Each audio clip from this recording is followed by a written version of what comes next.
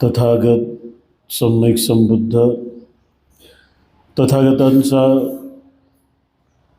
दुःखमुक्त बनवणारा महान पावन पवित्र सन्मार्ग, तथागत निर्मित पवित्र सन्मार्गाचा उपदेश देणारा भिक्खू संघ, बुद्ध धम्म आणि संघ या तीनही रत्नांना त्रिवार अभिवादन करतो। बुद्ध धम्म आणि संघ हे तीनही रत्न पुन्हा प्राप्त करून देणारे विश्वरत्न बोधिसत्व डॉक्टर बाबासाहेब आंबेडकर, महान बोधिसत्वाच्या धम्म कार्यामध्ये स्वतःला समर्पित करून आज आपल्या सुंदर अशा सातवाहन बुद्धविहार या ठिकाणी आपण प्रत्येक महिन्यातल्या पौर्णिमेला जे उपासक उपासिकांचं धम्मशिबिर घेत असतो, त्या शिबिराच्या दरम्यान आपण सगळेजण उपस्थित आहात। सर्वप्रथम आपण या शिबिराला उपस्थित झाला आणि काही तासापर्यंत खूप चांगल्या पद्धतीनं धम्माचं आचरण करण्यासाठी इथे वेळ देणार आहात। त्यामुळे आपल्या सर्वांच्यासाठी मी सर्वप्रथम खूप खूप मंगलमैत्री या ठिकाणी व्यक्त करतो।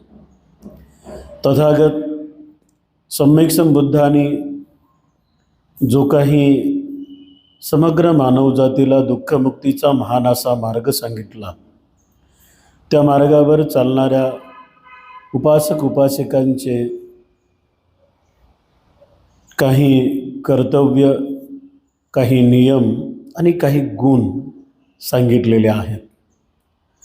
अनेक सुत्तांमध्ये तथागतांनी सांगितलं की उपासकांनी कुठल्या पद्धतीच्या कर्तव्यांचं पालन केल्यानंतर त्यांचं जीवन सुखी होईल, उपासकांनी कुठल्या प्रकारच्या गुणांचं पालन केल्यानंतर त्यांचं जीवन खूप चांगल्या पद्धतीनं त्यांना जगता येईल, उपासक उपासिकांनी कुठल्या नियमांचं काटेकोरपणे पालन केल्यानंतर त्यांच्या आयुष्यामध्ये, त्यांच्या जीवनामध्ये पुन्हा पुन्हा दुःख येणार नाही, या संदर्भातले अनेक उपदेश तथागत सम्यक संबुद्धांनी केलेले आहेत। आजच्या आपल्या धम्म शिबिरामध्ये आपण या प्रवचनामध्ये उपासक उपासिकांमध्ये असलेले 10 गुण समजून घेण्याचा प्रयत्न करूया।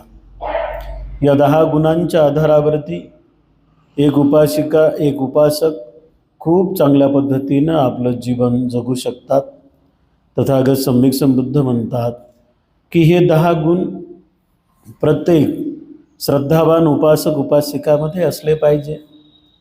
नसतील तर त्या 10 गुणांचा आम्ही वारंवार विकास करण्याचा प्रयत्न केला पाहिजे। या 10 गुणांच्या व्यतिरिक्त आणखीन खूप काही सद्गुण आहेत, खूप काही कर्तव्य आहेत, पण त्या सद्गुणांसोबत, त्या कर्तव्यासोबत आम्हाला आमच्या मनामध्ये या गुणांची निर्मिती केली पाहिजे आणि हे गुण खूप चांगल्या पद्धतीनं आमच्या मनामध्ये टिकवण्याचा आम्ही वारंवार प्रयत्न केला पाहिजे, असं तथागत सम्यक संबुद्धांनी सांगितलं।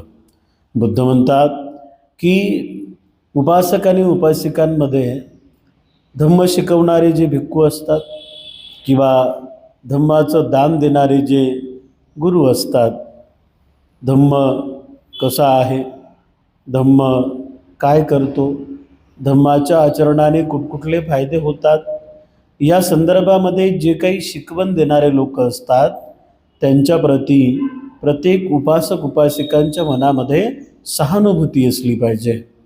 कारण सहानुभूती असल्याशिवाय धम्माला शिकता येणार नाही, धम्माला जाणता येणार नाही। आणि म्हणून खूप चांगल्या पद्धतीनं त्यांच्याविषयी आमच्या मनामध्ये सहानुभूती असली पाहिजे.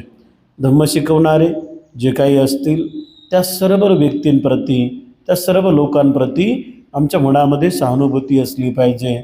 हे उपासक उपासिकांचं 10व्या गुणातील पहिला गुण आहे की ज्या गुणाचं पालन केल्यानंतर किंवा ज्या गुणाला समजून घेतल्यानंतर माणसाला खूप चांगल्या पद्धतीनं सद्धम्म समजून घेता येईल आणि सद्धम्माचं त्याच्या कायेनं वाचेनं आणि मनानं त्याला आचरण करता येईल. बुद्ध पुढं म्हणाले की उपासक उपासिकांमध्ये दुसरा गुण असला पाहिजे. पहिला गुण आहे की जो धम्म शिकवणारा उपासक आहे, उपासिका आहे किंवा धम्म शिकवणारे भिक्खू आहेत त्यांच्याप्रती आमच्या मनामध्ये खूप चांगल्या पद्धतीनं सहानुभूती असली पाहिजे. दुसरा गुण तथागत सम्यक संबुद्धांनी सांगितला. बुद्ध म्हणाले की धम्माला सर्वात श्रेष्ठ जाणणारा बनावे. धम्म हा अतिशय चांगुलपणाचा आहे. धम्म हा अतिशय निर्मळ बनवणारा आहे. धम्म हा दुःखातून बाहेर काढणारा आहे. धम्म हा सुज्ञ मार्गावर घेऊन जाणारा आहे. धम्म हा पुन्हा पुन्हा जन्म मृत्यू या फेऱ्यातून बाहेर काढणारा आहे. आणि म्हणून अशा तथागत सम्यक संबुद्धांनी शिकवलेल्या शुद्ध धम्माला आम्ही सदा सर्वदा श्रेष्ठ समजलं पाहिजे.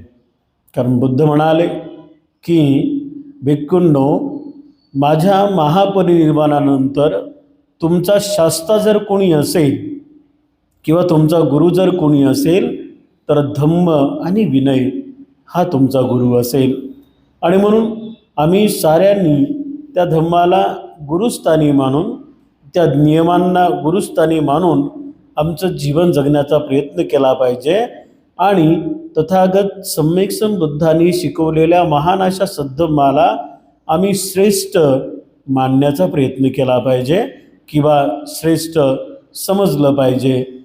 जेव्हा आम्ही उपासक उपासिका म्हणून आमच्या दुःखाला नष्ट करणाऱ्या महान अशा त्या तत्त्वज्ञानाला किंवा तथागतांनी शिकवलेल्या महान अशा धम्माला आम्ही आमच्या आयुष्यामध्ये श्रेष्ठ समजू, तेव्हा कुठे आमचं कल्याण होईल, तेव्हा कुठे आम्ही दुःखातून मुक्त होऊ.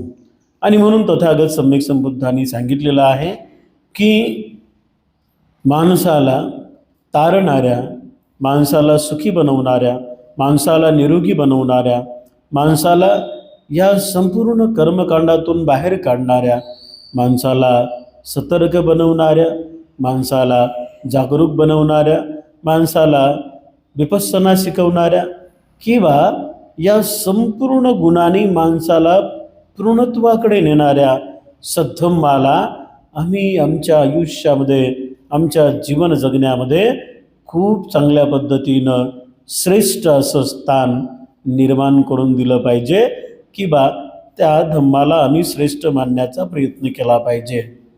उपासक उपासिकांचं तिसरा गुण आहे. प्रत्येक उपासक उपासिकामध्ये हा तिसरा गुण असणे अतिशय महत्त्वाचं आहे असं तथागत सम्यक संबुद्ध म्हणाले की जेव्हा धम्म शिकवणाऱ्या भिक्खुनीप्रती आपण सहानुभूती व्यक्त करतो, धम्म शिकल्यानंतर, धम्म समजल्यानंतर त्या सद्धम्माला आमच्या जीवन जगण्याच्या शैलीमध्ये आम्ही श्रेष्ठ असं स्थान देण्याचा प्रयत्न करतो.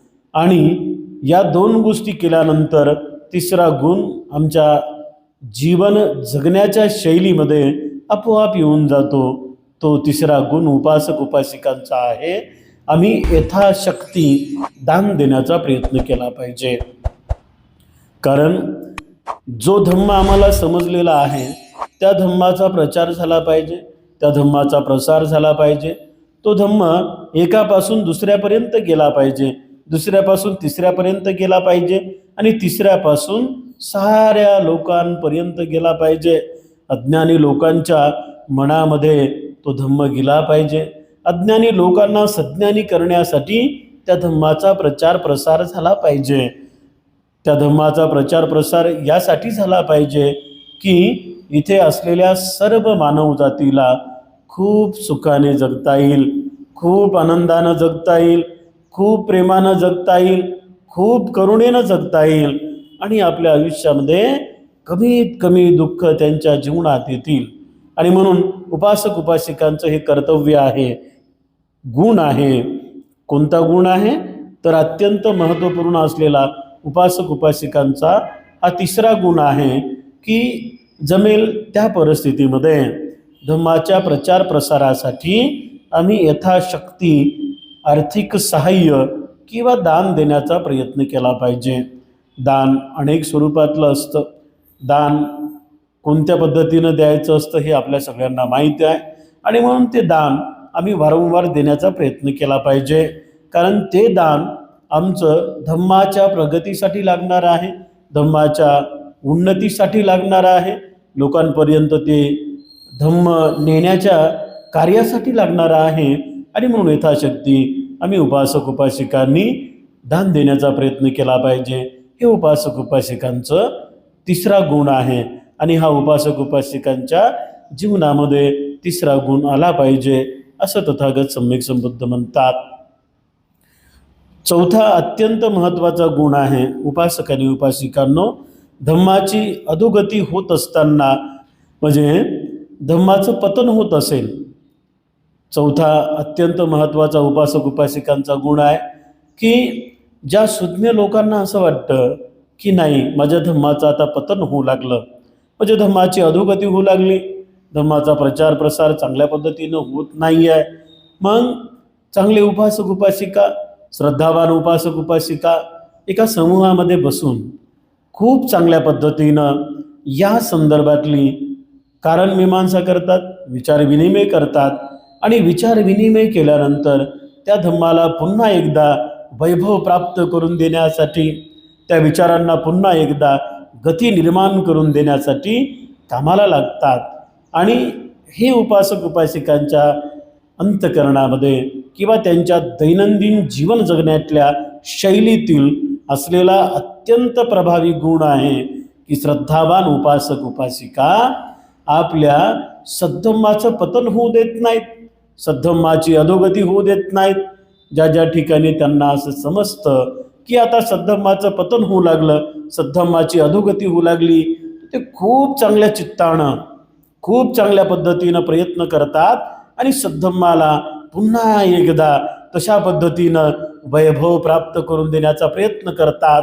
म्हणजे सद्धम्माच्या होणाऱ्या पतनाच्या कारण मीमांसाच्या सगळ्या गोष्टीने अभ्यास करून, चारही बाजूनं अभ्यास करून त्या सद्धम्माला पुन्हा एकदा प्रगती निर्माण करून देण्याचं जे धाडस आणि कार्य उपासक उपासिका करतात, तर त्यांच्यामधला तो चौथ्या प्रकारचा गुण आहे उपासक उपासिका. श्रद्धावान उपासक उपासिका आपल्या धम्माचं पतन होऊ देत नाहीत, आपल्या धम्माची अधोगती होऊ देत नाहीत.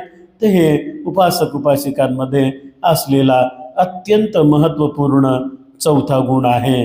पाचवा गुण आहे उपासक आणि उपासिकांनो, श्रद्धावान उपासक उपासिका सत्य जाणणारे असावेत किंवा असतात.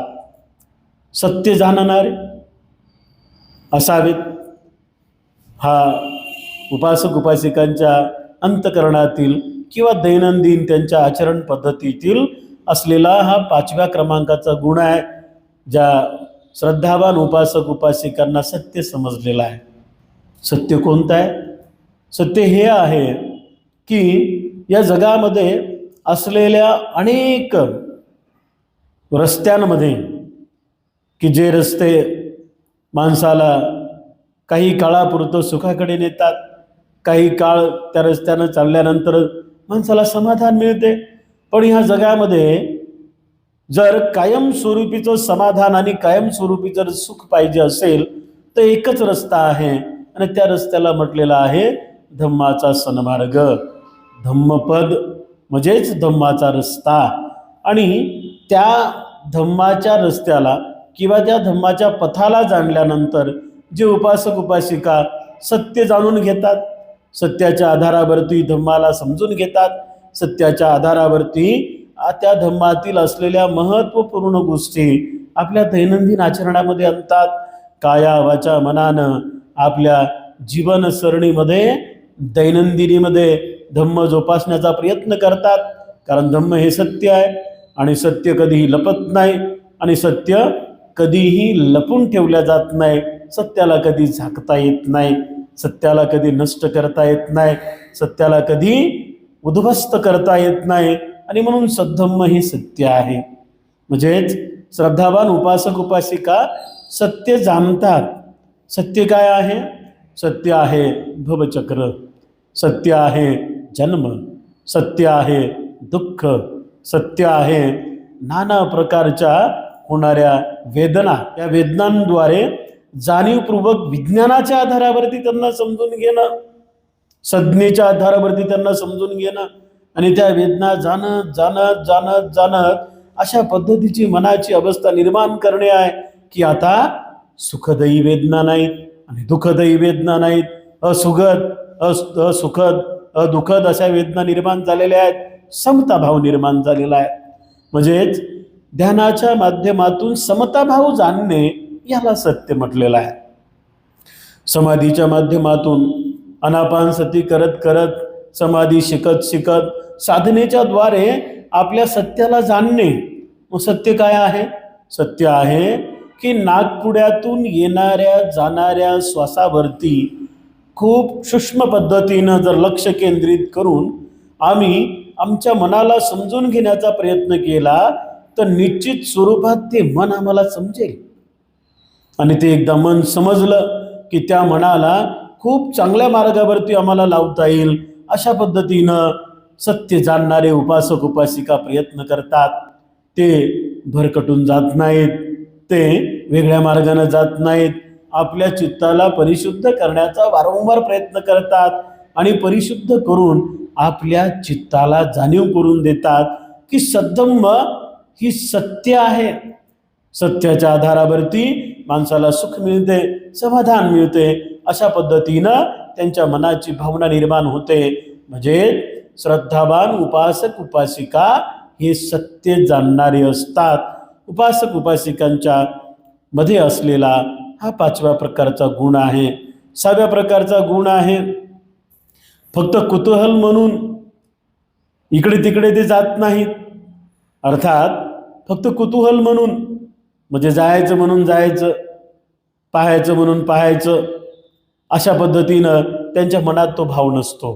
कुतूहल म्हणून म्हणजे मनात अशा प्रकारची इच्छा असते की एवढी गर्दी हे लोक का करू लागलेत. आपण पाहतो वेगवेगळ्या पद्धतीनं रस्त्यानं जाताना, प्रवास करताना की असे असे काही ठिकाणं असतात की त्या ठिकाणावरती लांबच्या लांब गर्दी असते, लोकच लोक असतात आणि ते लोक काही ना काहीतरी कर्मकांड करतात, काही ना काहीतरी गोष्टी करून स्वतःच्या मनाला सुख समाधान देण्याचा प्रयत्न करतात. अशा पद्धतीने ते विचार करतात आणि याच्यातही त्यांच्याकडे बघणारे लोकसुद्धा असा विचार करतात, अरे काहीतरी असेल, काहीतरी असेल. या झाडाजवळ, या मंदिराजवळ, या देवाजवळ, या देवीजवळ, या नदीजवळ, या पहाडाजवळ, या रस्त्याजवळ, या शेंदूर पासलेल्या दगडाजवळ एवढे लोक उगीच काय उभे नाहीत ना. असा एक मनात विचार येतो माणसाच्या की काहीतरी साध्यता या लोकांची झाली असेल, काहीतरी इच्छा पूर्ण या लोकांच्या झाल्या असतील, असा मनात विचार येते. अज्ञानी लोकांच्या, श्रद्धावान लोकांच्या मनात तसा विचार येत नाही. श्रद्धावान लोकांच्या मनातला विचार हा खूप पुढे गेलेला असतो. ते गर्दीचा विचार करत नाही. जिकडे सगळ्यात जास्त गर्दी आहे त्याच रस्त्यानं ते जात नाहीत, तर ते स्वतःचा रस्ता स्वतः निर्माण करतात आणि स्वतःच्या निर्माण केलेल्या रस्त्यानं खूप चांगल्या चित्तानं, एकाग्र मनानं, एकांत ठिकाणी बसून आपल्या मनाला परिशुद्ध करण्यासाठी साधना करतात, ध्यान करतात, विपස්සना करतात. याचाच अर्थ असा आहे की श्रद्धावान उपासक उपासिकांच्या मध्ये असलेला हा एक अत्यंत महत्त्वाचा गुण आहे की श्रद्धावान उपासक उपासिका फक्त कुतूहल म्हणून कोणीकडेही जात नाही, कुठल्याही रस्त्यानं ते भरकटत नाहीत, म्हणजे योग्य त्या रस्त्यानं ते जातात फक्त कुतूहल म्हणून किंवा काहीतरी चाललंय म्हणून या उद्देशानं ते त्या मार्गावरती जात नाहीत. श्रद्धावान उपासक उपासिकांना हे माहीत असतं की भल्याचा मार्ग कोणता आहे, भल्याचा रस्ता कोणता आहे. तर भल्याचा रस्ता एकच आहे की स्वचित्ताला परिशुद्ध करायचं आहे, स्वचित्ताला समजून घ्यायचं आहे, स्वचित्ताला निर्मळ करायचं आहे आणि निर्मळ परिशुद्ध झालेल्या चित्तांद्वारे काया वाचाने खूप चांगल्या पद्धतीनं मनाने कुशल कर्म करायचे आहेत. हे श्रद्धावान उपासक उपासिकांना माहिती असते. म्हणजेच त्यांच्या मनामध्ये त्यांच्या दैनंदिन आचरणामध्ये असलेला हा अत्यंत प्रभावशाली गुण आहे की फक्त कुतूहल म्हणून ते इकडे तिकडे चारही बाजूनं भटकत नाहीत, भटकंती करत नाहीत, सम्यक मार्ग निवडतात आणि सम्यक मार्गाचं अनुसरण करून आपल्या दैनंदिन जीवनामध्ये खूप चांगल्या पद्धतीनं कुशल विचाराद्वारे कुशल कर्म करतात आणि बिचारे सुखी होतात, समाधानी होतात. हे श्रद्धावान उपासक उपासिकांच्या दैनंदिन जीवनामध्ये आचरण पद्धतीमध्ये असलेला 6व्या क्रमांकाचा गुण आहे. बुद्ध म्हणतात 7व्या क्रमांकाचा उपासक उपासिकांमध्ये गुण असला पाहिजे, शरीर वाणीवर पूर्ण संयम त्यांचा असला पाहिजे. उपासक उपासिकांनो, शरीर आणि वाणी या दोन गोष्टीवरती श्रद्धावान उपासक उपासिकांचा ताबा असतो, संयम असतो. वाणीच्या द्वारे काय करू लागलो, वाणीच्या द्वारे कुठला शब्द बोलू लागलो, वाणीच्या द्वारे कोणाला आहात करणारे शब्द तर बोलत नाही, वाणीच्या द्वारे कठोर तर बोलत नाही, वाणीच्या द्वारे निंदा तर करत नाही, वाणीच्या द्वारे कोणाची चाहडी चुकली होत नाही, वाणीच्या द्वारे कोणाचा अपमान तर होत नाही, वाणीच्या द्वारे गर्वाने तर बोलत नाही, वाणीच्या द्वारे कोणाचं गर्वहरण तर होत नाही. अशा पद्धतीनं श्रद्धावान उपासक उपासिका खूप चांगल्या पद्धतीनं जाणीवपूर्वक आपल्या चित्ताला शुद्ध बनवत असताना हा विचार करतात की वाणीद्वारे आणि शरीराद्वारे मी अकुशल कर्म करणार नाही. म्हणजेच श्रद्धावान उपासक उपासिकांमध्ये असलेला हा अत्यंत महत्त्वपूर्ण 7व्या क्रमांकाचा गुण आहे की श्रद्धावान उपासक उपासिका आपल्या वाणीवरती आणि शरीरावरती संयम ठेवत असतात, म्हणजेच संवर करत असतात. कायेय सवरो साधू बुद्ध म्हणाले, वाचाय सवरो साधू बुद्ध म्हणाले, जिव्हाय सवरो साधू बुद्ध म्हणाले. म्हणजे ज्यांचा जिभेवरती संयम आहे, ज्यांचा वाणीवरती संयम आहे, ज्यांचा शरीरावरती संयम आहे, अशाच लोकांना आम्ही धम्मवान म्हटलं पाहिजे आणि अशाच लोकांना आम्ही श्रद्धावान उपासक उपासिका म्हटलं पाहिजे. म्हणजेच उपासक उपासिकांच्या मध्ये असलेला हा 7व्या प्रकारचा अत्यंत महत्त्वपूर्ण गुण आहे. 8व्या प्रकारचा गुण आहे शांतीत वास्तव्य करणारे असतात, संयमानं वास्तव्य करणारे असतात. 8व्या प्रकारचा गुण आहे की जिथे आहेत, ज्या ठिकाणी वास्तव्याला आहेत, ज्या नगरात, ज्या वार्डात, ज्या गल्लीत, ज्या घरात वास्तव्याला आहेत श्रद्धावान उपासक उपासिका, ते अत्यंत शांत चित्ताने राहतात. घरामध्ये प्रत्येक व्यक्तीची कदर करतात, कीव करतात, प्रत्येक व्यक्तीचा मान मर्तबा ठेवतात, प्रत्येक व्यक्तीचा सन्मान करतात, प्रत्येक व्यक्तीला समजून घेण्याचा प्रयत्न करतात, आपल्या मनाला शांत ठेवतात, आपल्या वाणीला शांत ठेवतात, आपल्या साऱ्या इंद्रियांना शांत ठेवून ते आपल्या दैनंदिन जीवनामध्ये खूप संयमानं आणि शांत चित्तानं जगतात. हा उपासक उपासिकांमध्ये असलेला अत्यंत महत्त्वपूर्ण गुण आहे की श्रद्धावान उपासक उपासिका शांतीनं आणि संयमानं नांदण्याचा, जगण्याचा, जीवन जगण्याचा प्रयत्न करत असतात. 9व्या प्रकारचा गुण आहे श्रद्धावान उपासक उपासिका एकताप्रिय असतात. म्हणजेच एकांतामध्ये वास्तव्य करणारे असतात. आपण पाहिलं अगोदरच की जिकडे सगळ्यात जास्त गर्दी आहे आणि ती गर्दी वाम मार्गाला लागलेली आहे, म्हणजे वाईट मार्गावर आहे, अर्थात चुकलेल्या मार्गावरती आहे, तर श्रद्धावान उपासक उपासिका त्या गर्दीचा भाग होत नाहीत. अर्थात ते एकांत प्रिय असतात, त्यांना एकांतामध्ये राहणं फार आवडतं. एकांतामध्ये राहणारा मनुष्य आपल्या मनाला समजून घेतो. एकांतामध्ये राहणारा मनुष्य आपल्या मनाचं बारीक निरीक्षण करून त्या मनामध्ये काय विकार आहेत हा शोधण्याचा प्रयत्न करतो. शोधलेले विकार तो नष्ट करतो आणि नष्ट केलेले विकार पुन्हा पुन्हा मनामध्ये येऊ देत नाही. हा एकांत असल्याचा फायदा आहे. एकांत वासामुळे, एकांत राहण्यामुळे, एकांत वास्तव्यामुळे माणसाचा खूप चांगल्या पद्धतीने विकास होतो. आणि म्हणून मनाला परिशुद्ध करण्यासाठी श्रद्धावान उपासक उपासिकांमध्ये असलेला हा अत्यंत महत्वपूर्ण 9व्या क्रमांकाचा गुण आहे. उपासक आणि उपासिकांनो, श्रद्धावान उपासक उपासिका आपल्या मनाला परिशुद्ध करण्यासाठी एकांत वास करतात, एकटे राहण्याचा प्रयत्न करतात. 10व्या क्रमांकाचा अतिशय महत्त्वाचा गुण आहे. उपासक उपासिका फक्त दिखावेगिरी करत नाही. श्रद्धावान लोकांकडे तुम्ही बघा, बुद्धानं सांगितलं की श्रद्धावान उपासक उपासिकांमध्ये हा 10व्या प्रकारचा गुण असतो. फक्त ते दिखावेगिरी करत नाहीत. धम्माचं काम, शीलाचं पालन, साधनेचा अभ्यास.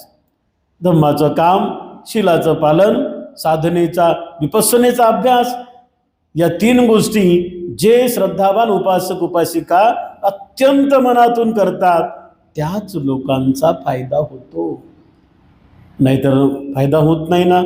आणि म्हणून श्रद्धावान उपासक उपासिकांमध्ये असलेला अत्यंत चांगला गुण आहे की ते फक्त दाखवत नाही तर मनातून करतात. काया वाचा मनाने सद्धम्म समजून घेतात आणि काया वाचा मनाने समजलेला सद्धम्म खूप चांगल्या पद्धतीने आचरणामध्ये आणतात.